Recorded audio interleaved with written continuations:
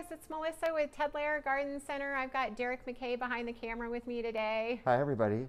And I'm going to be talking about cut flowers and how to grow them in your gardens, how to enjoy beautiful bouquets like this all season long, and some of the tips and tricks to have really pretty flowers in your garden.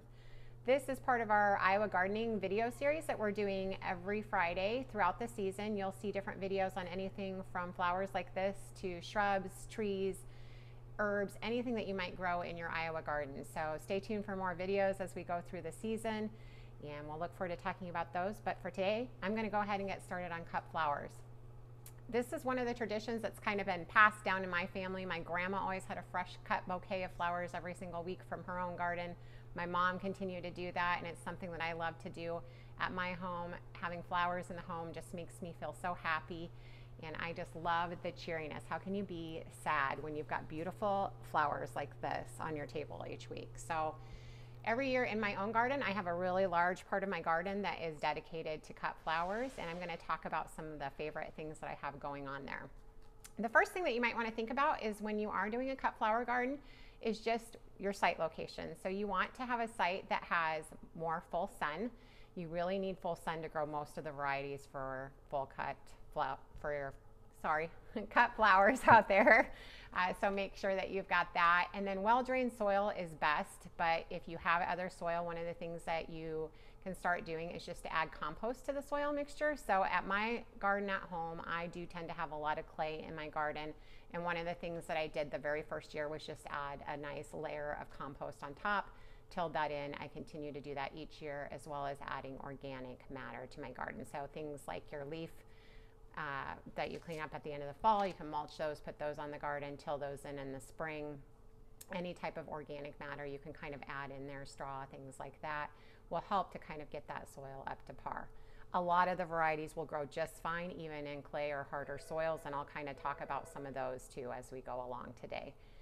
So that is probably the most important thing, is just having sunshine for it.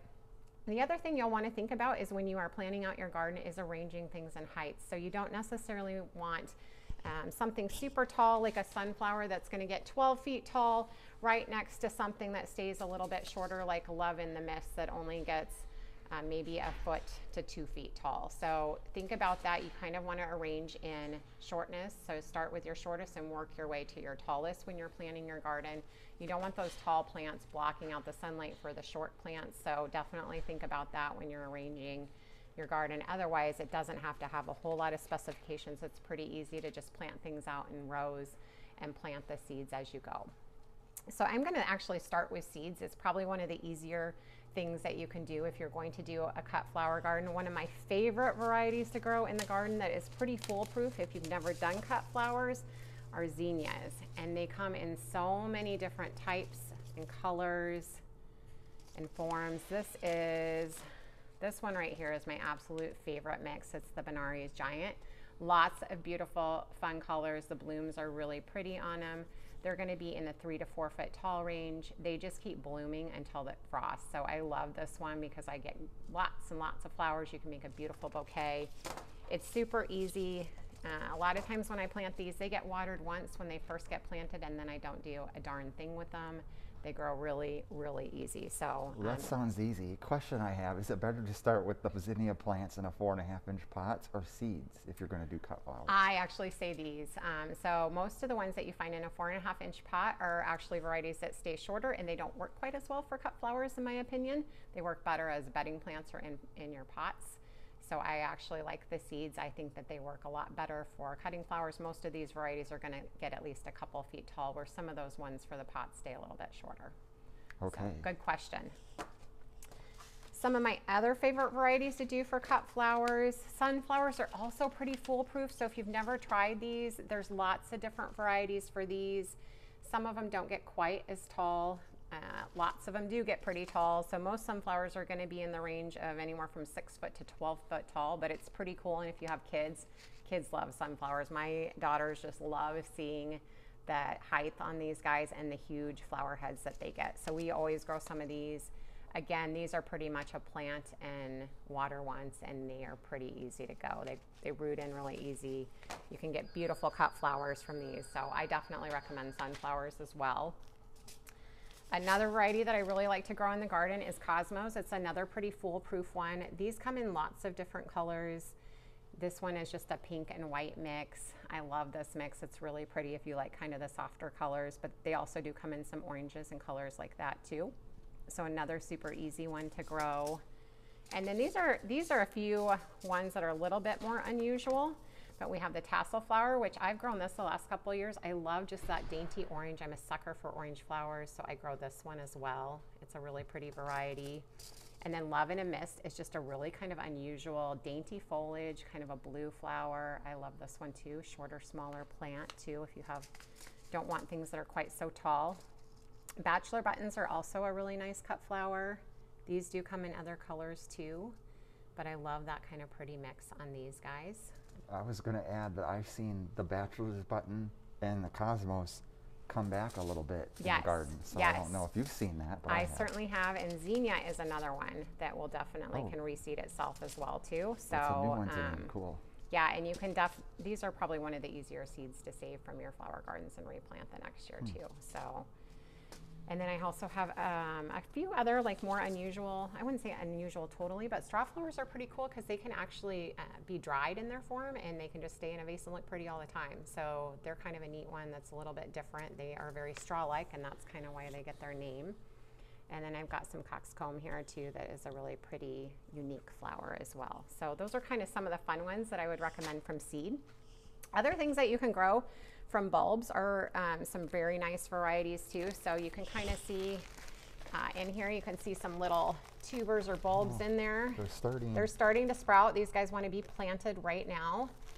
But the lilies are gorgeous as fresh cut flowers. I love these. They will actually last a fairly long time and also look beautiful in your garden. These are actually a perennial, so they come back year after year. So if you're planting these, you may want to actually plant these in part of your yard versus your actual flower garden if you're tapping that onto your veggie area. These I actually just have in my regular yard or my garden, so that I cut from those.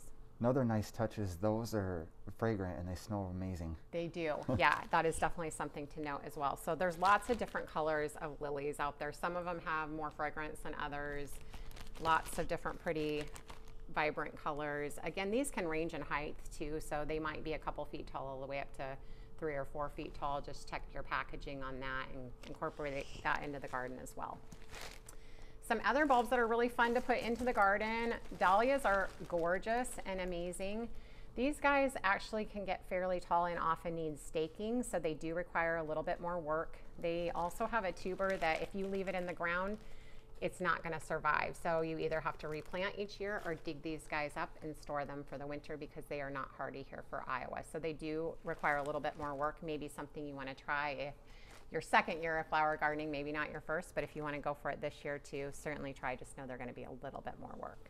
And the same for the gladiolas. Yes, yeah. So gladiolas are the same way. They are not hardy for our winters here either. And you can go ahead and either dig them up or just treat them as an annual and replant each year, but they are so pretty. Look at that color mixture.